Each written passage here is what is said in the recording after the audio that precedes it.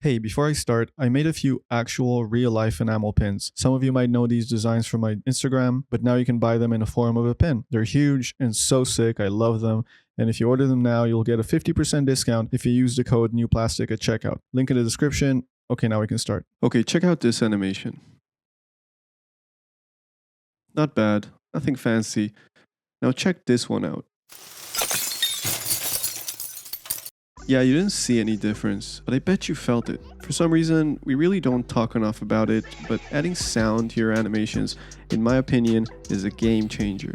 In the film industry, this is called foley, and even though it's a whole field, I do think that pretty much any 3D animator has the ability to elevate their scenes doing very basic sound editing. And you probably already have the tools needed. Macs come with free Garageband, which is perfect for it, DaVinci Resolve, Audacity, they're free. If you have an Adobe subscription, which most of us probably do, you have access to Audition, After Effects, or Premiere, which is probably the better option. All you have to do is get a bunch of sounds and put them together in the software to match your video. There are tons of sources for Foley effects. Adobe Stock, Artlist.io, Epidemic, or Splice, which is what I use because I already been subscribed for making music. But you can find so many sounds literally on YouTube. Just type the sound you're looking for and you'll find it. My point is, there's no excuse not to do it, especially after I show you how in this video. I usually use GarageBand or Logic, but in this video I'll use Premiere since I feel like it's one of the more accessible programs you might already have installed. Alright, check out the Gumroad store, consider supporting on Patreon or membership, follow me on Instagram at Ojang, subscribe, comment, share, bell, lift weights, let's go. Okay, so I have this animation here. We're going to do each clip one by one, so let's loop the first clip, and I created a bunch of audio tracks because we're going to need to stack them to get a nice rich sound layering. I also created a folder of sounds for each clip, so let's go to the inflatables, which has the sounds for this clip, and I have a few sounds of fabric rustling, and I downloaded many of them because we have several objects in the scene, so we want to have several sounds layered together. And you can hear there are some different types of rubbing and rustling sounds. Some are more cracky, some are more washed out, longer and shorter ones that will make it feel richer. Okay, let's start with this one and just put it here and see how it sounds. And let's just start stacking sounds. This long one I can cut and use the ending, so we really get a lot of overlapping details.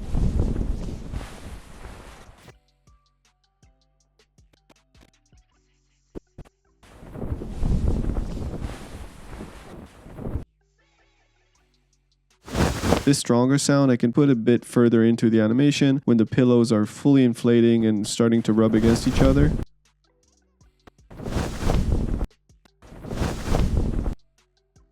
And if I make this layer larger, I can start manipulating the volume by dragging this line here. So I'll turn the volume down a bit on this one. Cool, let's take this sound and put it in the middle of the animation when they're all rubbing against each other. Maybe a bit earlier. Turn its volume down a bit.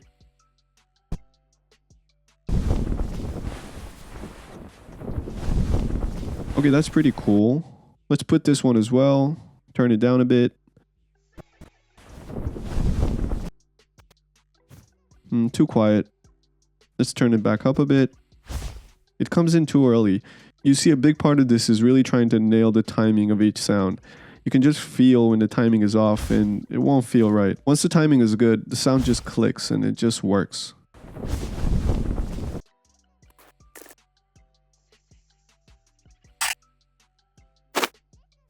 Let's bring in this one and just making sure the waveforms look different in case I accidentally used a sound I already used.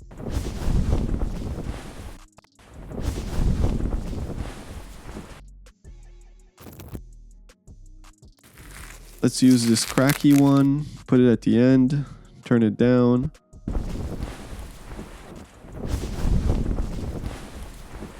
You can barely hear it, but it just adds a little diversity to the soundscapes here.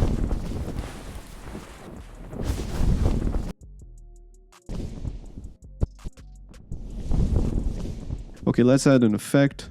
Let's open the effects rack on this clip. And well, you can go to the essential sound window here and choose label this clip as SFX. And you can add reverb to it, but that's not what I want.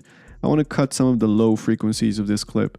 So in the general effects tab, I'll search for EQ and let's drag in the high pass filter. With this, I can remove all the frequencies that's lower than the frequency I set here. So you can hear we only get that high frequencies, but that's too much. Let's try 500.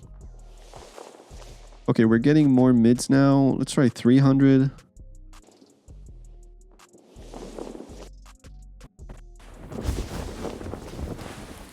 That's cool. We removed most of the bass. Sounds good. Let's bypass it for a second. Yeah, there's a lot of bass originally. It sounded like wind. Let's do 250 to get some of that bass back. Okay, good enough. I think we're getting too much volume right at the start, so let's fade in the volume of this clip here. We're still getting it. Which one is it? Maybe this one. Yeah, that's fine. Okay, let's do some panning. I'll pan this clip to the left.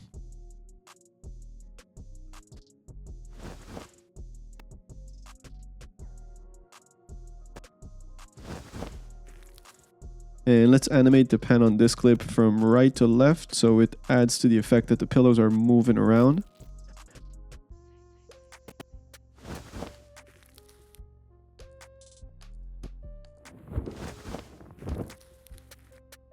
And do the same to this one.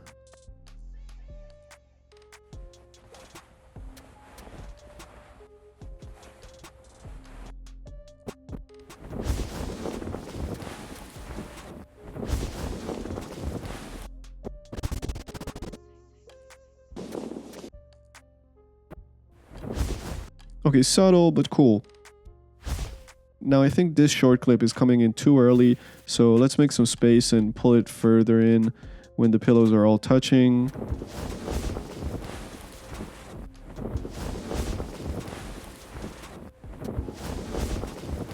Okay, cool. This feels okay. Let's move on to the next one.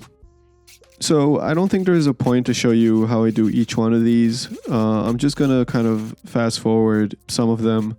I'm going to leave the full one for my patrons, but everything is kind of like repeating itself. I'm just choosing sounds and I'm putting together the puzzle. I think the point is not to see how I do every single clip, but to see how I approach this whole thing. So let's move on. Cut the endings and loop this clip. Okay, lots of shattering. I have this long audio clip with smaller and larger pieces of glass and stuff falling. And more shattering glass, different variety of sounds.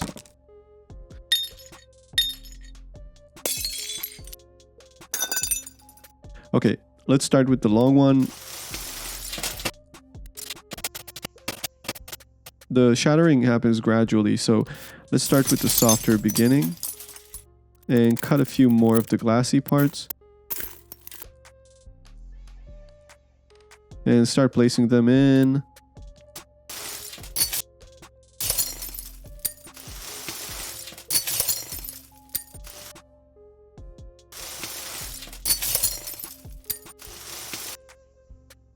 Okay, let's add more sounds.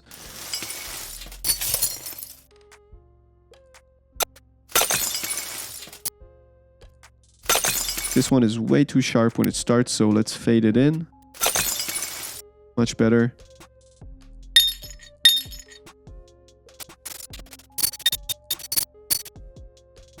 Add the rest of these sounds. Fade this in.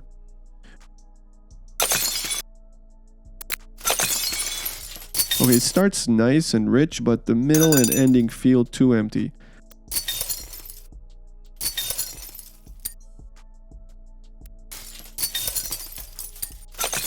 Let's look for a thicker sound to fit the larger pieces that are breaking in the animation.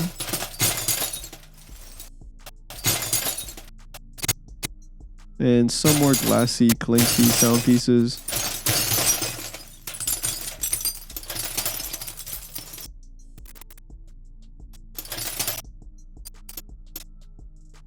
Let's bring in the heavier break and match it with the larger pieces breaking.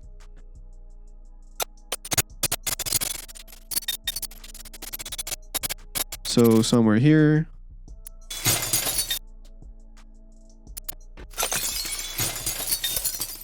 Yeah, that's much better.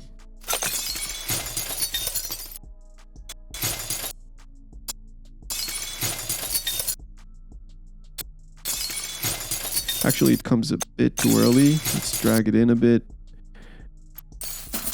Okay, yeah, nice.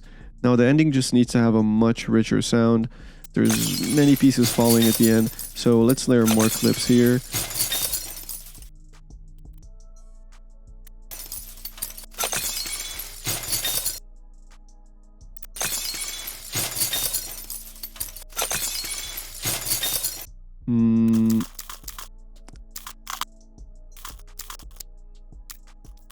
Okay, I added another audio clip with all these singular pieces falling so we can cut them and add them manually.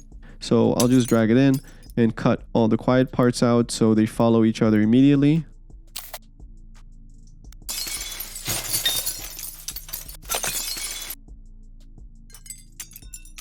Nice, even less space between them.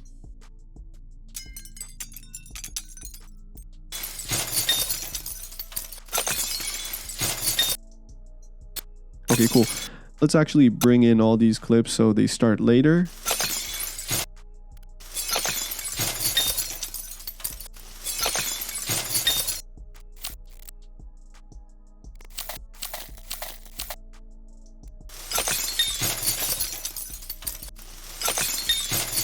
Okay, this feels much better. I can feel it when I look at it.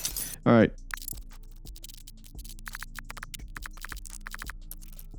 I think we're good. Let's play the whole thing, see how it feels.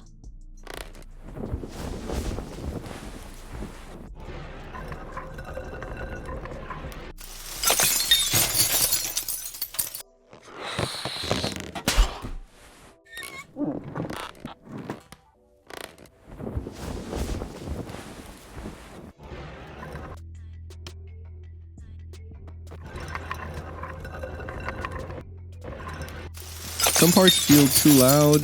I'm looking at this master meter and you can see that the shattering part is much louder than the rest. We're at about -12 in the beginning and then it jumps to like -3 decibels. I think the best thing will be to automate the master channel. So I'll add a few points here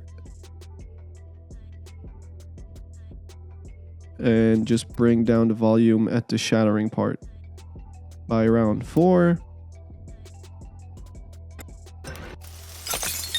I'll click on the master meter to reset it. And yeah, that looks fine now.